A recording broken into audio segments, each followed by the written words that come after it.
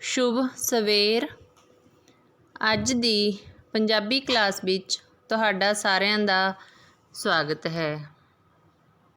ਅੱਜ ਦਾ ਸਾਡਾ ਵਿਸ਼ਾ ਹੈ ਲਗਾਖਰ। ਲਗਾਖਰ ਕਰਨ ਤੋਂ ਪਹਿਲਾਂ ਅਸੀਂ ਪਿਛਲਾ ਪੜ੍ਹਿਆ ਹੋਇਆ ਦੁਹਰਾਵਾਂਗੇ।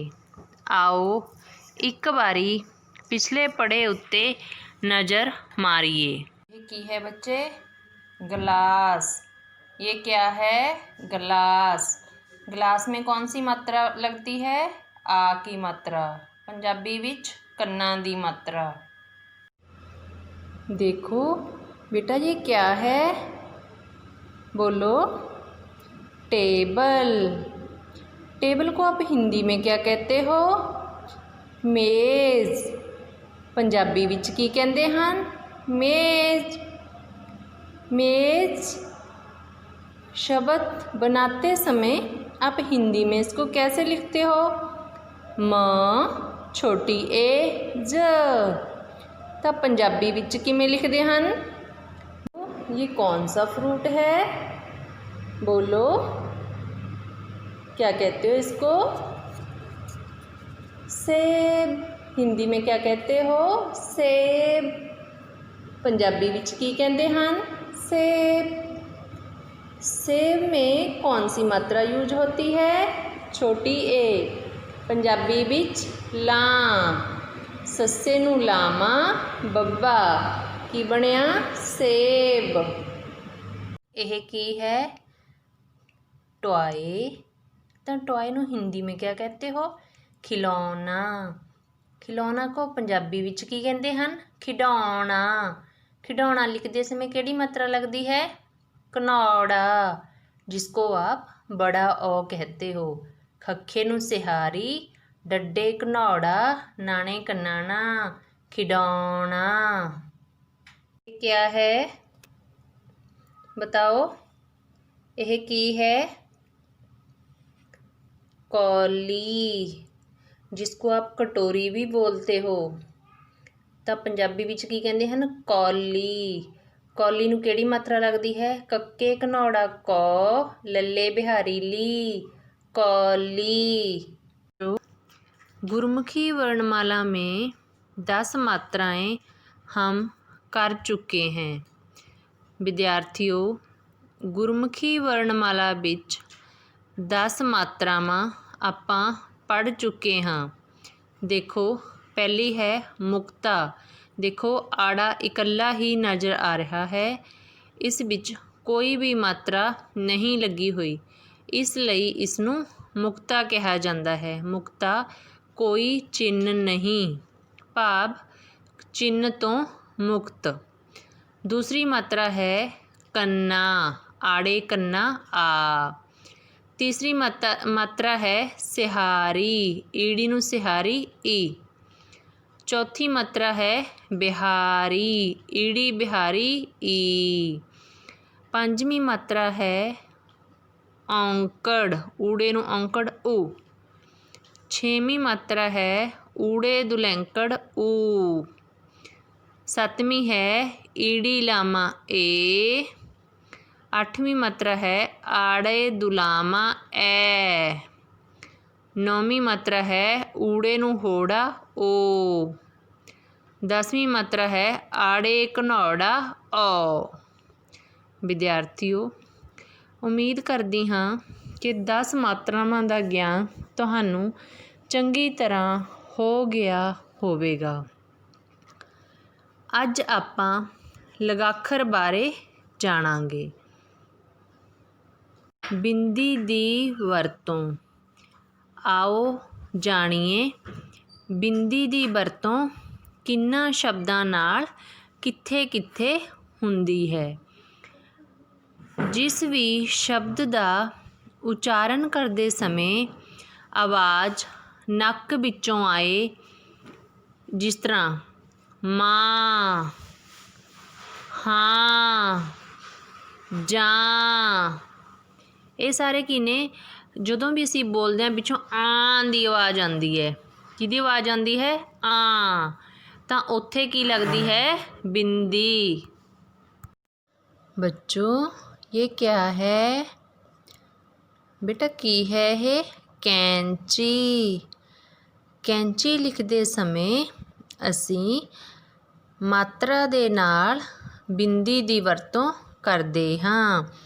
ਕੱਕੇ ਦੁਲਾਵਾਂ ਕੈ ਉੱਤੇ ਬਿੰਦੀ, ਚੱਚੇ ਬਿਹਾਰੀ ਚੀ कैंची। बच्चों ये क्या दिखाई दे रहे हैं आपको? बताओ। आपकी किचन में होते हैं, बोलो, बर्तन। बर्तन को पंजाबी विच की कहंदे हन? भांडे। भांडे लिखते समय बिंदी लगाखर दी वरतों हुंदी है।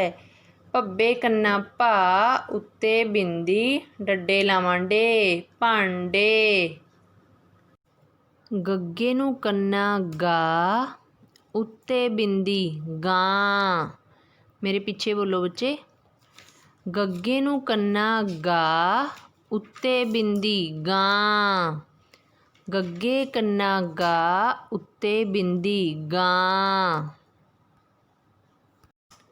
छच्छे नूं कन्ना छा, बोलो, छच्छे नूं कन्ना छा उत्ते बिंदी, छां। छच्छे नूं कन्ना छा, छच्छे नूं कन्ना छा उत्ते बिंदी, छां। डड्डे नूं कन्ना डा, बोलो, डड्डे नूं कन्ना डा। डड्डे कन्ना डा उत्ते बिंदी, डां। गग्गा डांग। जिसको आप सोटी भी कहते हो, स्टिक भी बोलते हो, तो उसनूं पंजाबी विच डांग कहंदे हन। भब्बे कन्ना भा उत्ते बिंदी, भां। डड्डे लावां डे, भांडे। जिसको आप हिंदी में बर्तन कहते हो, उसनूं पंजाबी विच भांडे कहंदे हन। बच्चों जितने भी आपकी किचन में बर्तन हैं उसको आप क्या बोलोगे आज से? भांडे। तो भांडे लिखते समय केड़ी मात्रा लगती है? बिंदी। तो भांडे लिखते समय केड़ा लगाखर लगता है? बिंदी। भब्बे कन्ना भा उत्ते बिंदी, डड्डे लावां डे, भांडे। चच्चे कन्ना चा उत्ते बिंदी, चां। देखो चच्चे दे कन्नां दे पिछे आं दी आवाज़ आ रही है ना, तां की बनिया? चां। बिंदी लगाउण नाल आं दी आवाज़ आ गई। चच्चे कन्ना चा उत्ते बिंदी, चां। दद्दे बिहारी दी, चांदी। टैंके कन्ना टा उत्ते बिंदी, टां। गग्गे कन्ना गा, टांगा। देखो बच्चों ये क्या है? क्या कहते हो इसको? झूले। क्या कहते हो? झूले। तो इसनूं पंजाबी विच की कहंदे हन? पींग। बोलो, पींग। पप्पे बिहारी पी उत्ते बिंदी, घग्गा। की बनिया? पींग। देखो ये गेंद है। गेंद के साथ हम क्या करते हैं? प्ले करते हैं। गेंद दे नाल आपां की करते हाँ? खेडते हाँ। गेंद। बोलो, गेंद। गेंद जदों असीं बोलते हाँ तो जो आवाज़ है गग्गे लावां गे उत्ते बिंदी दद्दा, गेंद आवाज़ नक विचों आउंदी है, गेंद। बच्चों ये तो पता है सबको क्या है ये? कां। की है ये? कां। देखिया ना सबने? हाँ जी। तो कक्के कन्ना ਕਾਂ उत्ते बिंदी ਕਾਂ। ये क्या है बेटे, ये की है? ਮੋਂਕੀ। ਤਾਂ ਮੋਂਕੀ ਨੂੰ ਪੰਜਾਬੀ ਵਿੱਚ ਕੀ ਕਹਿੰਦੇ ਹਨ? ਬਾਂਦਰ। ਕੀ ਕਹਿੰਦੇ ਹਨ? ਬਾਂਦਰ। ਬਾਂਦਰ ਲਿਖਦੇ ਸਮੇਂ ਬਿੰਦੀ ਦੀ ਵਰਤੋਂ ਹੁੰਦੀ ਹੈ। ਬੱਬੇ ਕੰਨਾ ਬਾ, ਉੱਤੇ ਬਿੰਦੀ ਬਾਂ, ਦੱਦਾ ਰਾਰਾ ਬਾਂਦਰ।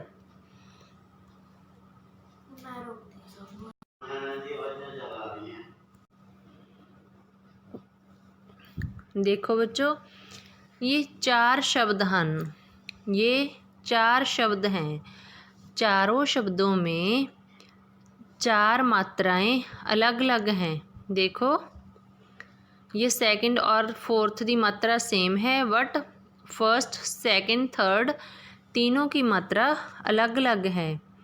विद्यार्थियों, यह 4 शब्द हैं। चारां शब्दों विच 3 मात्रा लगियां हैं। पहली, दूसरी, तीसरी। दूसरी और चौथी इक्को जही है। देखो, पहला शब्द नन्ने नू कन्ना ना, उत्ते बिंदी ना। देखो, असी बिंदी नू 1 मिनट लिए हटा देंगे हैं। देखो, बिंदी नू हजे ध्यान नहीं रखना, सिर्फ ध्यान रखो नन्ने कन्ना ना, उत्ते बिंदी लगाउण नाल देखो की फर्क पै गया। नन्ने कन्ना ना, उत्ते बिंदी ना। आ गई बच्चे समझ बिंदी की आवाज़? ना। बिंदी की आवाज़ नक विचों आउंदी है।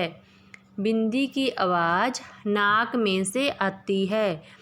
कोई भी शब्द जिसकी आवाज़ नाक में से आए तो उस पर हम बिंदी लगाते हैं।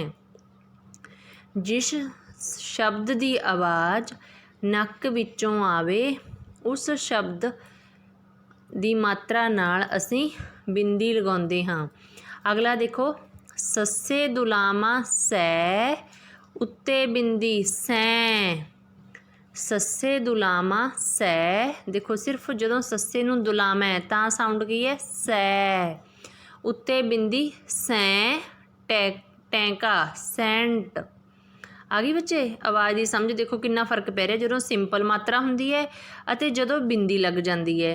देखो, नन्ने बिहारी नी, उत्ते बिंदी नी, दद्दा नींद। नन्ने नूं बिहारी नी, उत्ते बिंदी नी, दद्दा की बनिया? नींद। अगला है हाहे दुलामा है, उत्ते बिंदी हैं, कक्का डाड़ा हैंकड़। पहला अखर है छच्छे नू कन्ना छा। मेरे नाल बोलो, छच्छे नू कन्ना छा, उत्ते बिंदी छां। देखो उचारण च किस तरह फर्क पै रहा है। ਜਦੋਂ ਅਸੀਂ ਇਕੱਲੇ ਕੰਨੇ ਦੀ ਆਵਾਜ਼ ਨਾਲ ਬੋਲਦੇ ਸੀ ਤਾਂ ਉਦੋਂ ਉਚਾਰਨ ਹੋਰ ਸੀ, ਅਤੇ ਜਦੋਂ ਬਿੰਦੀ ਲਗਾਉਣ ਨਾਲ ਹੋਇਆ ਤਾਂ ਉਚਾਰਨ ਹੋਰ ਹੈ। ਦੇਖੋ, ਛੱਛੇ ਨੂੰ ਕੰਨਾ ਛਾ, ਉੱਤੇ ਬਿੰਦੀ ਛਾਂ। ਅੱਗੇ ਹੈ ਪੱਪੇ ਦੁਲਾਮਾ ਪੈ। ਪੱਪੇ ਦੁਲਾਮਾ ਪੈ, ਉੱਤੇ ਬਿੰਦੀ ਪੈ, ਟੈਂਕਾ ਪੈਂਟ। पप्पे दुलामा पै, उत्ते बिंदी टैंका पैंट। अगला है डड्डे बिहारी डी। की बनिया?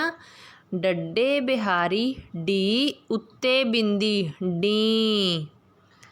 डड्डे बिहारी उत्ते बिंदी डी, गग्गा डींग। कक्के दुलामा कै। कक्के दुलामा कै, उत्ते बिंदी कैं, टैंका रारा कैंटर। उम्मीद करदी हाँ कि तुहानू लगा अते लगाखर दा एक भाग बिंदी समझ आ गया होवेगा। थैंक यू, धन्नवाद। स्टे होम, स्टे सेफ, घर रहो, सुरक्षित रहो।